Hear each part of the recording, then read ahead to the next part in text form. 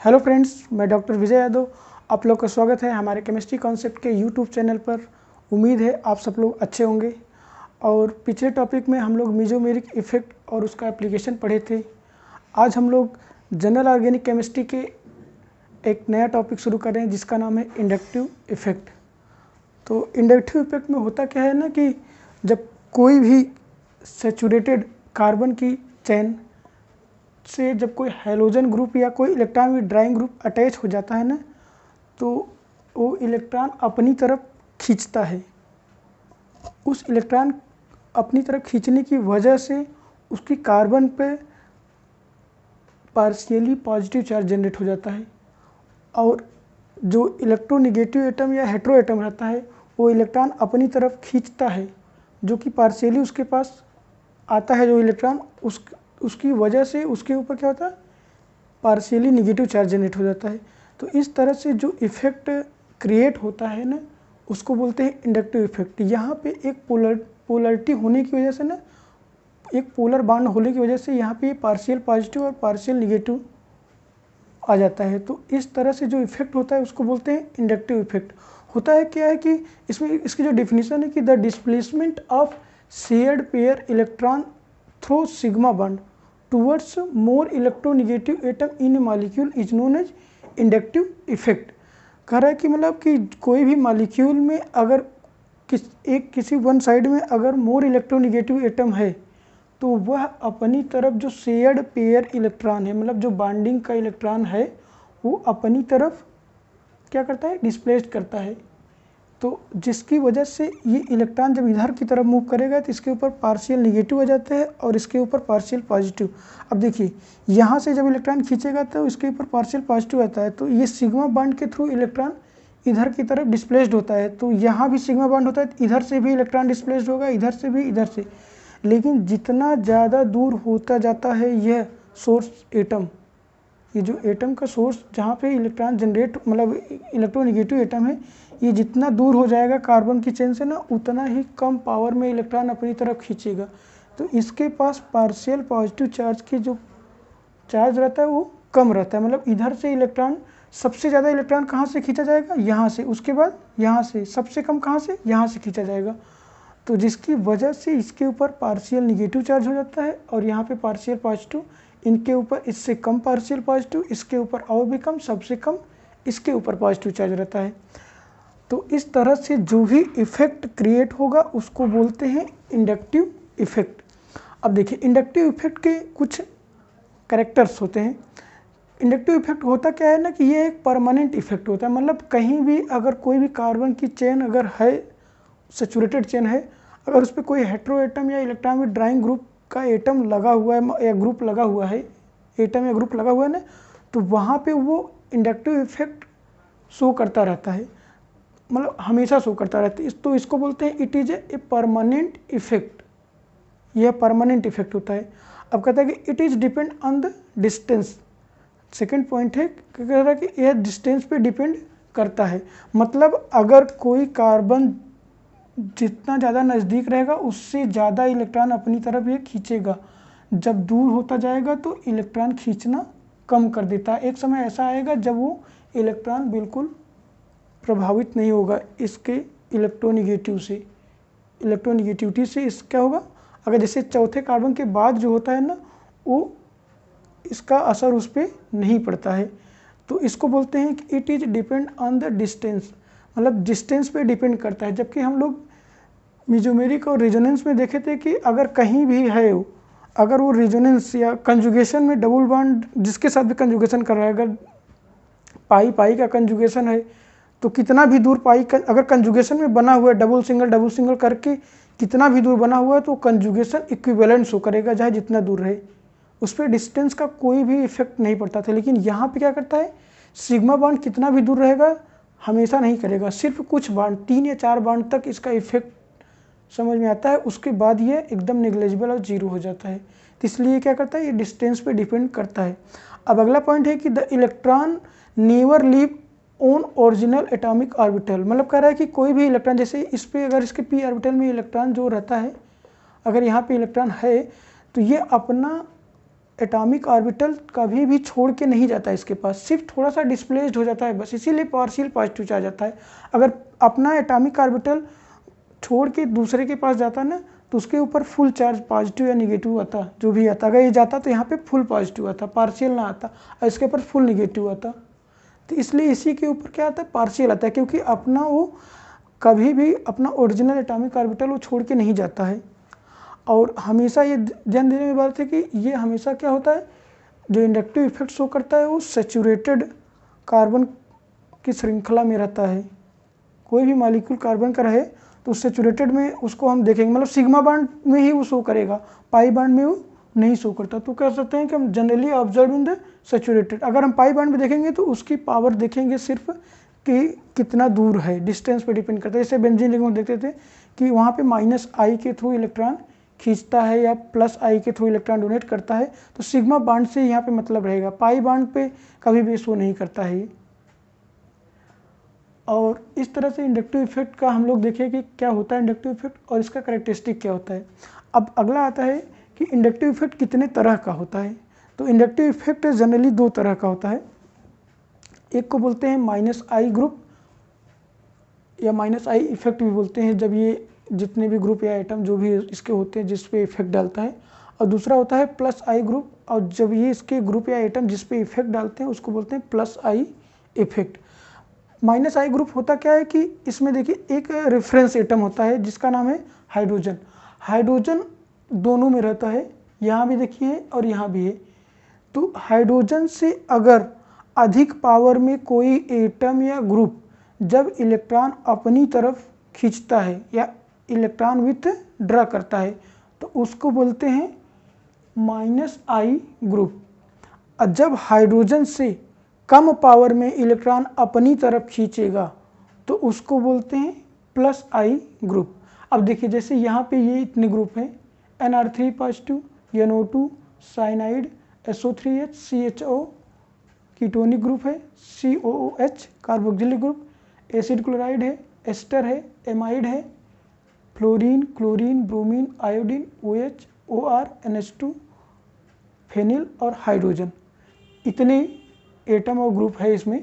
तो सबसे जो अधिक पावर यानी सबसे ज़्यादा strong electron with drawing group या स्ट्रॉन्ग -I ग्रुप है वो Nr3 पॉजिटिव है। उसके बाद कौन सा है, NO2 है।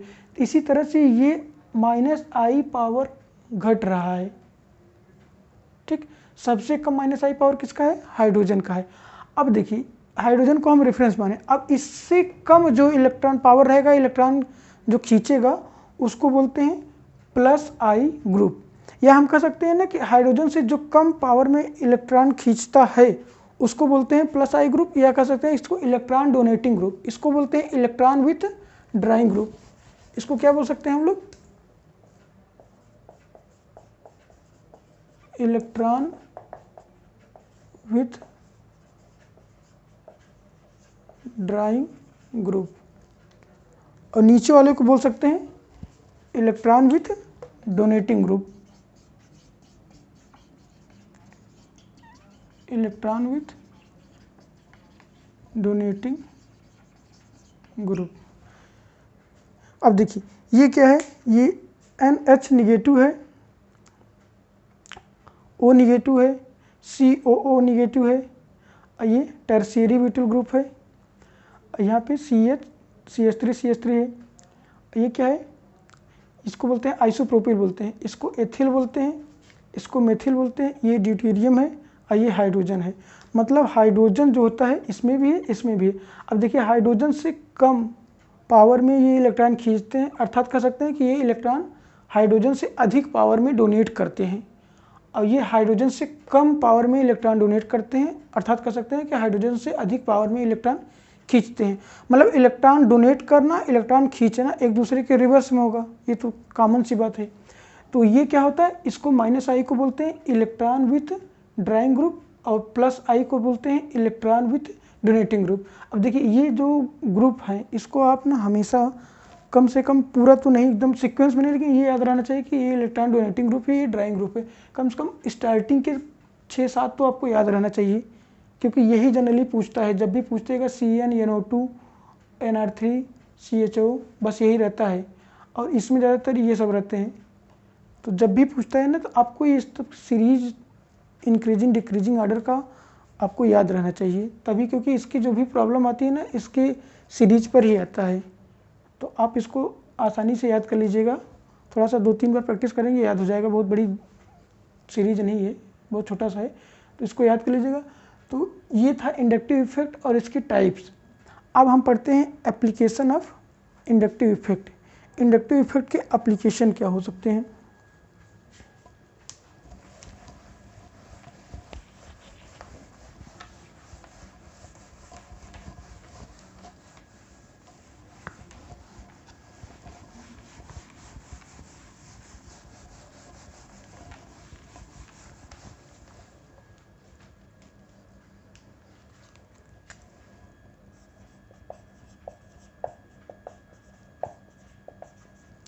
Application of inductive effect. अब देखिए, स्टेबिलिटी ऑफ कार्बोकेटायन।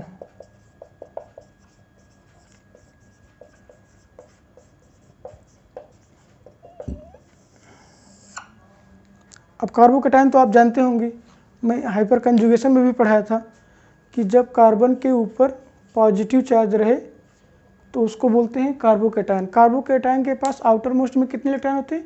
6 इलेक्ट्रॉन होते हैं। तो इसका वैकेंट पी ऑर्बिटल होता है। इसका पी ऑर्बिटल क्या होता है? वैकेंट होता है। तो इसको बोलते हैं कार्बोकेटायन। अब इसकी स्टेबिलिटी हम लोग हाइपर कंजुगेशन में पढ़े थे, जैसे मान लीजिए ये हाइपर कंजुगेशन के थ्रू एक बार हम लोग देख लेते हैं और आप लोग एक बार रिवाइज भी कर लीजिए। देखिए, जैसे ये हाइपर कंजुगेशन के थ्रू इसकी स्टेबिलिटी जो पढ़े थे, तो इसके पास अल्फा हाइड्रोजन कितने हैं? 9। तो 9 अल्फा हाइड्रोजन की वजह से 9 हाइपर कंजुगेटिव स्ट्रक्चर, और क्या हो जाएगा? अल्फा हाइड्रोजन प्लस 1 अगर कह देंगे तो कितना हो जाएगा? Total number of resonating structure कितना हो जाएगा? रिजोनेटिंग स्ट्रक्चर कितने हो जाएंगे? 9 और प्लस 1 टोटल 10 रिजोनेटिंग स्ट्रक्चर इसके बनेंगे हाइपर कंजुगेशन की तरह। और यहाँ पे 6 है तो 6 प्लस 1 तो 7 हाइपर रिजोनेटिंग स्ट्रक्चर बनेगा। और यहाँ पे 3 है तो 3 प्लस 1 4 रिजोनेटिंग स्ट्रक्चर बनेगा। तो जिसका जितना ज़्यादा रिजोनेटिंग स्ट्रक्चर बनता है उसकी स्टेबिलिटी उतनी ज़्यादा होती है। अब देखिए यहाँ पे कैसे हम स्टेबिलिटी इसकी जनरेट करते हैं, स्टेबिलिटी हम दिखाते हैं।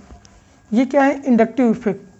इंडक्टिव इफेक्ट का मतलब होता है ना कि अगर उस पर प्लस आई ग्रुप जुड़ेगा तो इलेक्ट्रॉन डोनेट करेगा, अगर माइनस आई ग्रुप जुड़ेगा तो इलेक्ट्रॉन खींचेगा।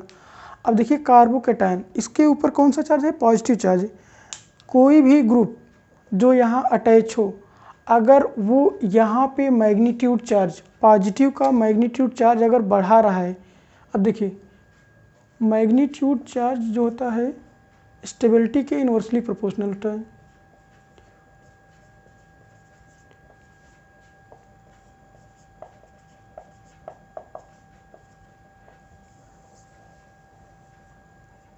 मैग्नीट्यूड चार्ज कोई भी पॉजिटिव हो या निगेटिव, जो भी चार्ज होगा वो स्टेबिलिटी के क्या होगा? इन्वर्सली प्रोपोर्शनल होगा। मतलब चार्ज का मैग्नीट्यूड जितना ज़्यादा होगा स्टेबिलिटी उसकी उतनी कम होगी। जैसे देखिए यहाँ पे पॉजिटिव चार्ज है, इसका मतलब यहाँ पे इलेक्ट्रॉन की कमी है। अगर यहाँ पे 3 CH3 ग्रुप जोड़ देते हैं तो CH3 ग्रुप क्या करता है? इलेक्ट्रॉन डोनेट करता है। अभी हम लोग देखें ना कि इलेक्ट्रॉन डोनेटिंग ग्रुप में था। जब इलेक्ट्रॉन डोनेट करेगा तो इलेक्ट्रॉन निगेटिव चार्ज का होता है। इलेक्ट्रॉन के ऊपर कितने? 1 यूनिट निगेटिव चार्ज होता है, आप लोग पढ़े होंगे इंटर में भी।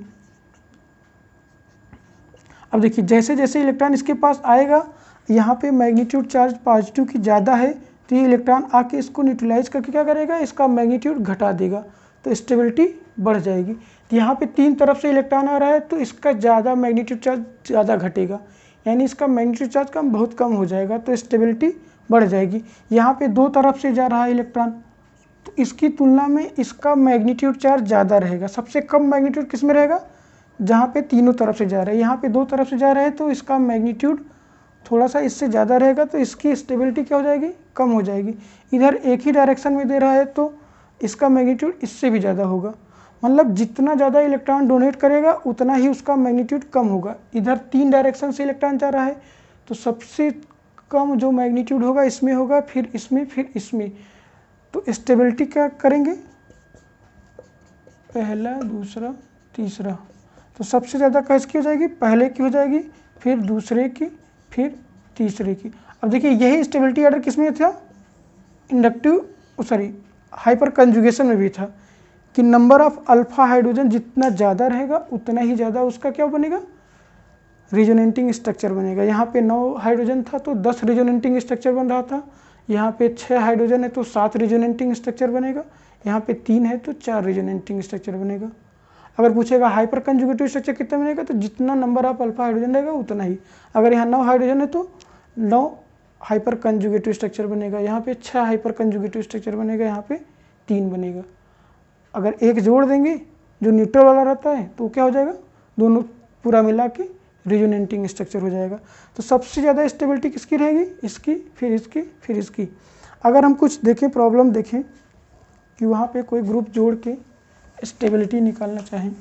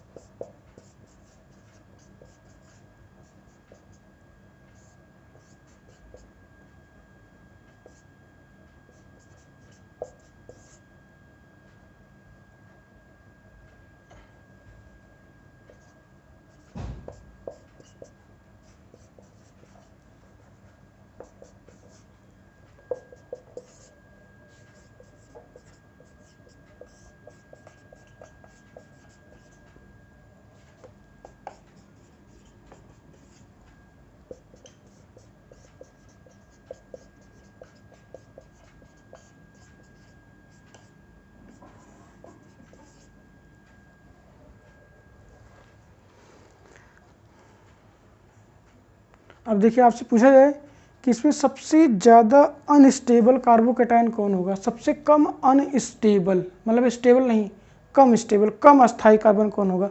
अब देखिए ये क्या है, फ्लोरीन है, यहाँ भी लगा हुआ है, यहाँ।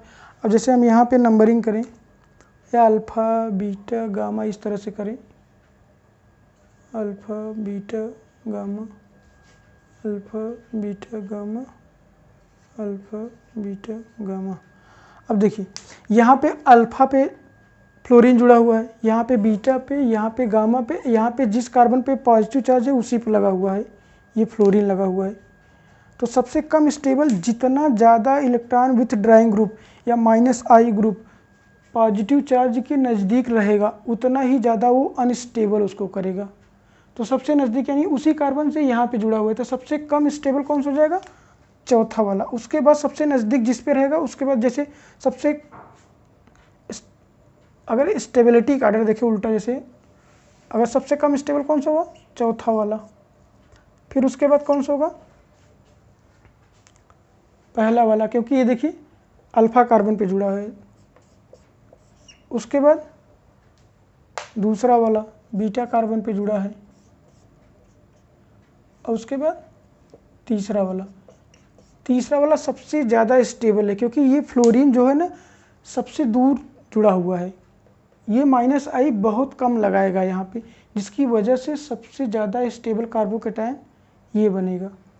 अगर इसी तरह हम एक एग्जांपल और लेते हैं,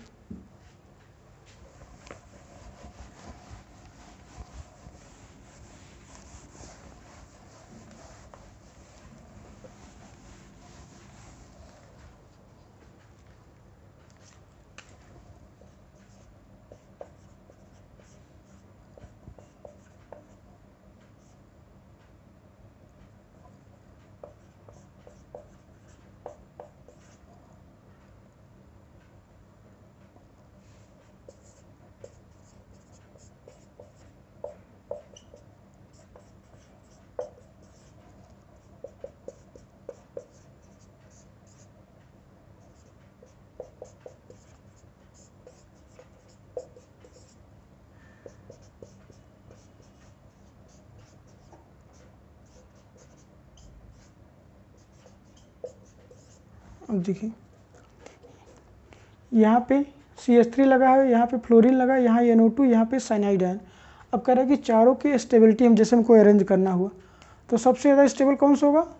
CH3, क्योंकि यहाँ पे प्लस I ग्रुप लगा है तो सबसे ज़्यादा जो स्टेबल हो जाएगा पहला वाला। उसके बाद कौन सा हो जाएगा? अब देखिए NO2 CN दिया है तो NO2 और CN और फ्लोरीन में सबसे ज़्यादा electron strong electron driving group कौन सा है? NO2 है। और उसके बाद कौन सा है? साइनाइड है, फिर फ्लोरीन है। तो फ्लोरीन क्या है? वीक इलेक्ट्रॉन विड्रॉइंग ग्रुप है इन लोगों की तुलना में, इन दोनों की तुलना में। तो ये क्या करेगा? ज़्यादा डिस्टेबलाइज करेगा। उसके बाद ये सबसे ज़्यादा डिस्टेबलाइज करेगा, सबसे कम डिस्टेबलाइज ये करेगा इन तीनों में। तो जो स्टेबिलिटी होगी वो सेकंड की ज़्यादा होगी, फिर फोर्थ की, फिर थर्ड की। तो आप लोग समझ गए होंगे क्योंकि यहाँ पे सब सेकंड पोजीशन पे ही, देखिए यहाँ अल्फा वाले कार्बन पे सब है, चारों में जो ग्रुप अटैच है वो कहाँ है? अल्फा वाले कार्बन पे। तो जिसमें प्लस I ग्रुप जुड़ा था वो सबसे ज़्यादा स्टेबल हो गया। उसके बाद -I तीनों जुड़े हुए हैं। अब तीनों -I में सबसे वीक -I जो होगा उसके बाद उसका स्टेबिलिटी ऑर्डर होगा। तो सबसे वीक कौन सा है? दूसरा वाला है। फिर उसके बाद चौथे वाले में साइनाइड है और तीसरे वाले में NO2 है। तो सबसे ज़्यादा जो अनस्टेबलाइज करेगा वो NO2 वाला करेगा क्योंकि सबसे ज़्यादा स्ट्रॉन्ग -I ग्रुप है। तो इस तरह से हम लोग कार्बोकैटायन की स्टेबिलिटी आराम से बता सकते हैं। वहाँ पे जो सब्स्टिट्यूएंट अटैच रहे कितना दूर है पोजीशन के हिसाब से। चाहे का एग्जाम्पल और देख सकते हैं आप लोग।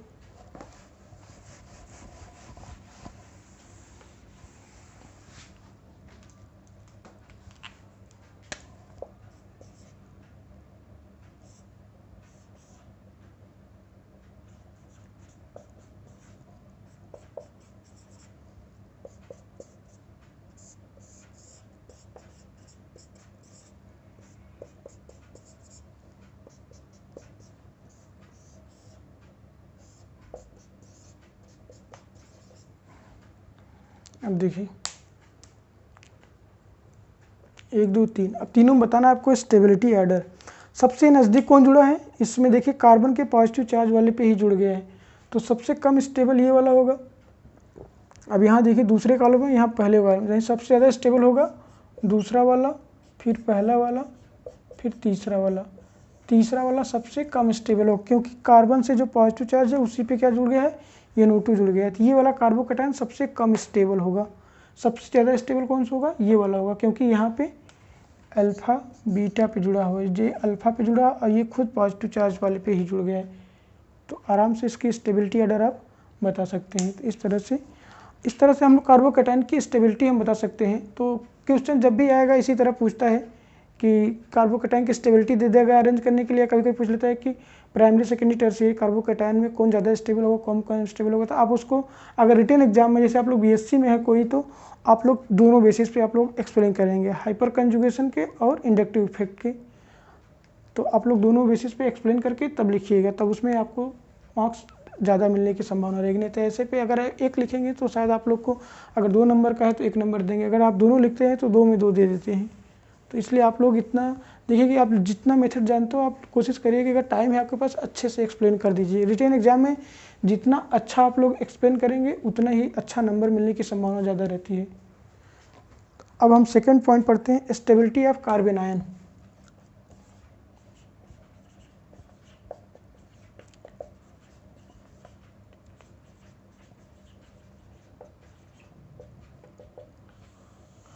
देखिए हाइपर कंजुगेशन में हम लोग कार्बन आयन की स्टेबिलिटी नहीं पढ़ी थी क्योंकि वहाँ पे carbanion hyperconjugation show ही नहीं कर सकता।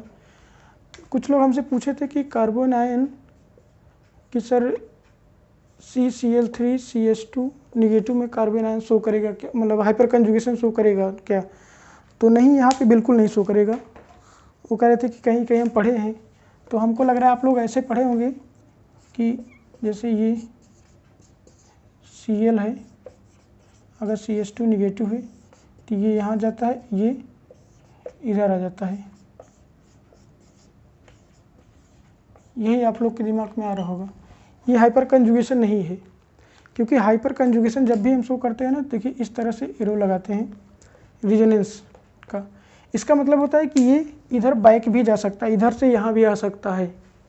क्योंकि देखिए ये इधर इधर जा सकता है, इधर निकल सकता है, तो इधर से इधर भी आना चाहिए, लेकिन ये इधर से इधर नहीं आएगा, क्योंकि ये क्या है, न्यूक्लियोफाइल है। कार्बन कार्बन डबल बॉन्ड क्या होता है, न्यूक्लियोफिलिक होता है, और ये खुद न्यूक्लियोफाइल है। न्यूक्लियोफाइल आपस में जुड़ेगा नहीं, तो इसलिए इधर से ये इधर आने की संभावना बिल्कुल नहीं रहती। ये एलिमिनेशन रिएक्शन शो कर सकता है, क्योंकि इधर से जब अटैक करेगा यहाँ Cl निकल जाएगा ना, तो ये सिर्फ ये फॉरवर्ड डायरेक्शन में जाएगा, बैकवर्ड डायरेक्शन में बिल्कुल भी नहीं आएगा। तो ये बनेगा ज़रूर, लेकिन ये फिर से यहाँ से ये नहीं बन पाएगा, क्योंकि इस पर जब भी हम लोग अटैक कराते हैं ना, तो इलेक्ट्रोफाइल अटैक कराते हैं, न्यूक्लियोफाइल नहीं अटैक कराते हैं। ऐसी नॉर्मल कंडीशन में न्यूक्लियोफाइल नहीं अटैक कराएंगे, क्योंकि जब कार्बोकैटायन बनेगा तो स्टेबिलिटी, क्योंकि ये अटैक करेगा तो कार्बन आयन बनेगा, जबकि ये अटैक नहीं करेगा, क्योंकि ये खुद ही न्यूक्लियोफाइल है और ये भी न्यूक्लियोफाइल है। न्यूक्लियोफाइल आपस में रिएक्शन नहीं कर सकता, इसलिए ये क्या होगा, हाइपर कंजुगेशन शो नहीं करेगा। हाइपर कंजुगेशन हमेशा कार्बोकैटायन और फ्री रेडिकल और एल्कीन में शो करता है। निगेटिव चार्ज वाले यानी कार्बन आयन में हाइपर कंजुगेशन बिल्कुल भी नहीं शो करेगा। इसलिए आप लोग इस पर कन्फ्यूजन बिल्कुल भी कन्फ्यूज मत होइएगा। तो आप लोग सिंपल सा कहीं भी अगर पूछता है कि कार्बन आयन में क्या हाइपर कंजुगेशन शो कर सकता है, तो जवाब है नहीं, बिल्कुल भी नहीं शो करेगा। अब हम लोग पढ़ते हैं स्टेबिलिटी ऑफ कार्बन आयन। अब देखिए कार्बन आयन का मतलब होता है कि कार्बन पे निगेटिव चार्ज, इसका ऑक्टेट क्या होता है, कंप्लीट होता है, क्योंकि देखिए इस तरह से रहेगा, 2 इलेक्ट्रॉन इधर से, 2 इधर से, 2 इधर से, 6 और 2 इलेक्ट्रॉन निगेटिव चार्ज का 8 हो जाता है। तो ये क्या होता है, इसका ऑक्टेट कंप्लीट होता है। अब देखिए इसकी स्टेबिलिटी हम लोग कैसे दिखाते हैं। अब इसमें भी देखिए जैसे हम पीछे बताएं कि मैग्नीट्यूड चार्ज,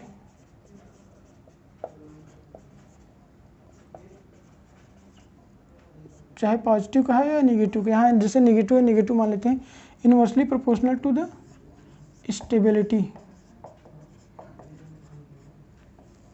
स्टेबिलिटी के क्या होता है, इनवर्सली प्रोपोर्शनल होता है।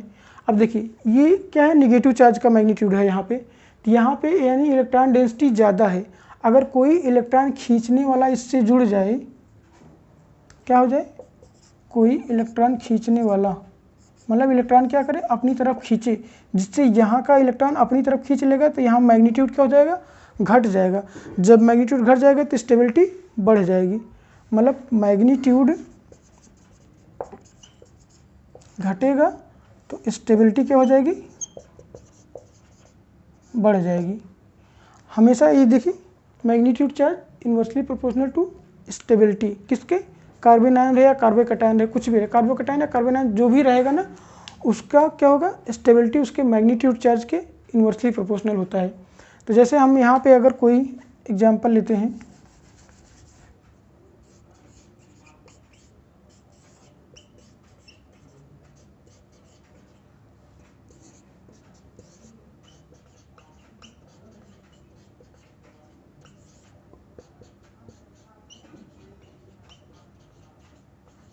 जैसे देखिए ये, इसको बोलते हैं प्राइमरी कार्बन आयन, इसको बोलते हैं सेकेंडरी कार्बन आयन, इसको बोलते हैं टर्शियरी कार्बन आयन। पहचानना मैं आप लोग को हाइपर कंजुगेशन में बताया था, एक बार मैं फिर बता दे रहा हूँ। जिस पे निगेटिव चार्ज है, अगर उससे डायरेक्टली रूप से एक कार्बन अटैच है तो उसको बोलते हैं प्राइमरी कार्बन आयन। अगर निगेटिव चार्ज वाले से 2 कार्बन डायरेक्टली रूप से अटैच है, जैसे ये दोनों अटैच हैं, क्या है, ये दोनों इस कार्बन से डायरेक्टली रूप से अटैच हैं जिस पे निगेटिव चार्ज है, तो इसको बोलते हैं सेकेंडरी। अगर निगेटिव चार्ज वाले कार्बन से 3 कार्बन डायरेक्टली रूप से अटैच रहे तो टर्शियरी।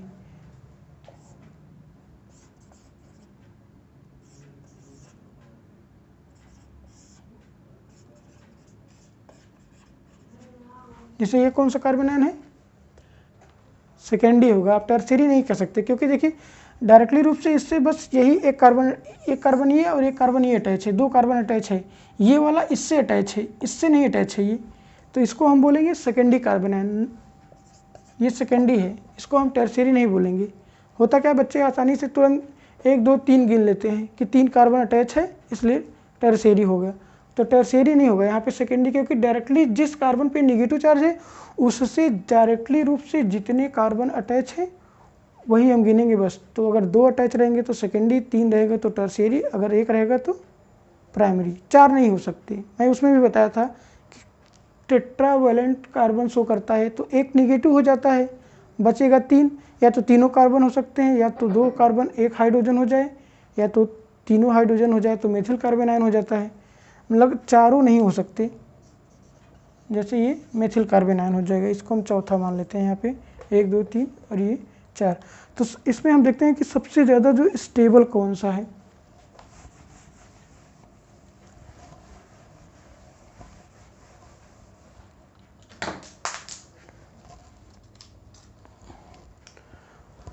अब देखिए यहाँ पे क्या है, ये इलेक्ट्रॉन डोनेटिंग ग्रुप है, तीनों साइड लगा हुआ है, तो इलेक्ट्रॉन इधर क्या करेगा, ये डोनेट करेगा। जब इलेक्ट्रॉन डोनेट करेगा तो यहाँ इलेक्ट्रॉन ऑलरेडी अधिक है और ऊपर से इलेक्ट्रॉन ये और भी दे रहे हैं, तो इलेक्ट्रॉन की डेंसिटी बढ़ेगी, यानी इसका मैग्नीट्यूड बढ़ेगा, तो स्टेबिलिटी क्या हो जाएगी, घट जाएगी। मैग्नीट्यूड क्या हो जाएगा, मैग्नीट्यूड बढ़ेगा तो स्टेबिलिटी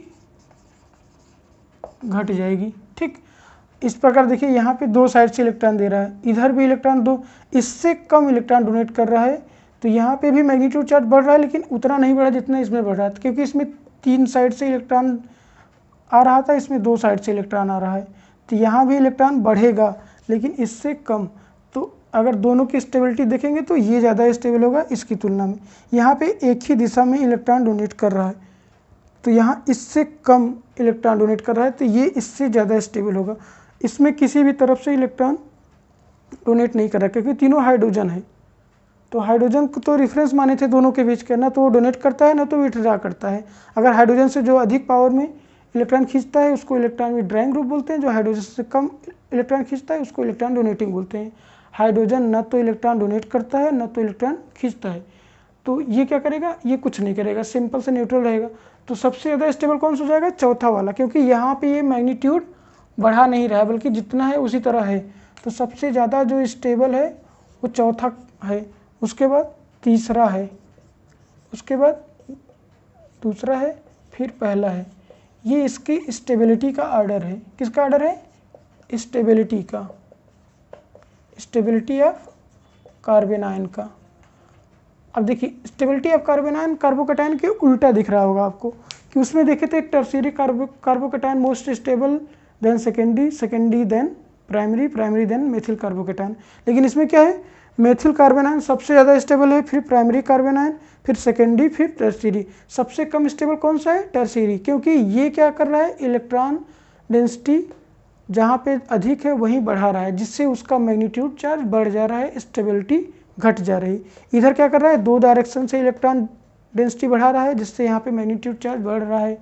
यहाँ से एक डायरेक्शन से यहाँ से कोई इलेक्ट्रॉन नहीं डोनेट कर रहा है, तो यहाँ पे इलेक्ट्रॉन डेंसिटी नहीं बढ़ रही। तो सबसे ज़्यादा चौथा, फिर तीसरा, फिर दूसरा, फिर पहला। अगर इसी की जगह हम जहाँ डोनेटिंग है अगर वही हम ड्राइंग अटैच कर दे तो इलेक्ट्रॉन खींचने लगेगा, तो स्टेबिलिटी क्या हो जाएगी, बढ़ जाएगी। जैसे एग्जाम्पल के रूप में हम लोग देखते हैं,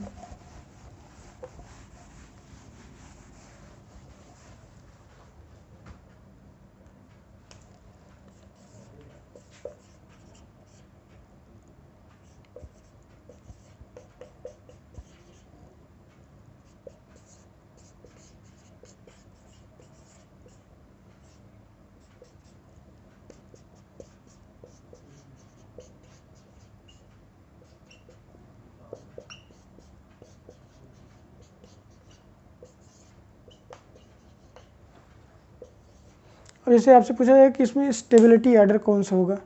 अब देखिए यहाँ पे NO2 ग्रुप है, यहाँ पे साइनाइड, यहाँ पे फ्लोरीन, ये ब्रोमीन। तो सबसे ज़्यादा स्ट्रॉन्ग इलेक्ट्रॉन विथड्रॉइंग ग्रुप कौन सा है, या -I ग्रुप, NO2 है, फिर साइनाइड है, फिर फ्लोरीन है, फिर ब्रोमीन है। आप सीरीज में देख लीजिएगा। तो सबसे ज़्यादा स्टेबल कौन सा होगा, पहला वाला होगा, उसके बाद दूसरा वाला होगा, फिर तीसरा वाला होगा, फिर चौथा वाला होगा। क्योंकि जो इसका ऑर्डर है -I का, NO2 का, फिर CN का, फिर फ्लोरीन का, फिर ब्रोमीन का, इन चारों का अगर देखें ना तो सबसे ज़्यादा -I पावर इसकी है, फिर इसकी, फिर इसकी, फिर इसकी। तो जितना ज़्यादा -I पावर ज़्यादा अटैच रहेगा उतना ही ज़्यादा कार्बन आयन से इलेक्ट्रॉन क्या करेगा, अपनी तरफ खींचेगा। जब अपनी तरफ इलेक्ट्रॉन खींचेगा तो यहाँ पे मैग्नीट्यूड क्या हो जाएगा, घट जाएगा और स्टेबिलिटी बढ़ जाएगी। ये भी क्या करेगा, इलेक्ट्रॉन खींचेगा तो यहाँ पे मैग्नीट्यूड घट जाएगा और स्टेबिलिटी बढ़ जाएगी। जबकि इधर से इलेक्ट्रॉन डोनेट कर रहा है, क्योंकि ये +I ग्रुप है, ये क्या है, +I ग्रुप है, सब में सेम ग्रुप अटैच है, तो +I क्या करेगा, इलेक्ट्रॉन डोनेट करेगा। लेकिन यहाँ पे माइनस आई खींच रहा है, ये तो थोड़ा घटाने की कोशिश करेगा लेकिन ये बढ़ा देता है, ये उतना ही घटाएगा चारों में, लेकिन यहाँ पे ये बढ़ा देगा सबसे ज़्यादा, क्योंकि सबसे स्ट्रॉन्ग माइनस आई ग्रुप है इन चारों की तुलना में। तो उसके बाद ये सबसे ज़्यादा खींचेगा इलेक्ट्रॉन, इसके बाद फिर ये खींचेगा, फिर ये खींचेगा। तो स्टेबिलिटी आर्डर सबसे ज़्यादा पहला, फिर दूसरा, फिर तीसरा, फिर चौथा। तो इस तरह से हम लोग आराम से इसके स्टेबिलिटी आर्डर बता सकते हैं। तो ये सब इतना कर लीजिए, उसके बाद अगली बार हम इसका प्रॉब्लम सॉल्व करा देंगे। और जो भी आपको प्रॉब्लम होगी तो हमसे आप पूछ सकते हैं, कमेंट कर सकते हैं। और भी जो आपको टॉपिक नहीं समझ आ रहा होगा कि ये सर हमको नहीं समझ आ रहा है, तो आप कमेंट बॉक्स में बता दीजिएगा, जब भी हमको टाइम मिलता है उसका। वैसे तो हम सीक्वेंस में चल रहे हैं, लेकिन अगर ज़रूरी होगा तो हम सोचेंगे अगर इसी GOC का होगा तो हम उसको इसमें ऐड कर देंगे बीच बीच में। तो आज के लिए बस इतना ही। Thank you.